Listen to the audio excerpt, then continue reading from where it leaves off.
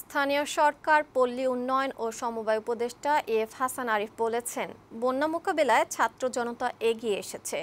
ত্রাণ নিয়ে কোনো সমস্যা নেই। বন্যা পরবর্তী দুর্যোগ মোকাবেলায় সবাইকে প্রস্তুত থাকতে হবে।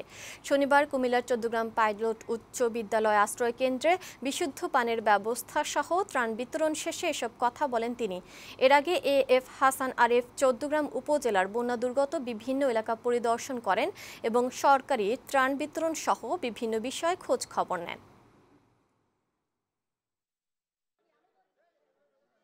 ত্রাণের সামগ্রীর অভাব নেই এবং জনবলের অভাব নেই। তার প্রধান কারণই হচ্ছে যে ছাত্রদের এখানে সহযোগিতা, তারা কাঁধে কাঁধ মিলিয়ে কাজ করছে, তার সঙ্গে জনতাও আছে। আমরা সকলে মিলে এই কাজগুলো করি যাতে এই দুর্যোগ থেকে আমরা সামনে এগিয়ে যেতে পারি।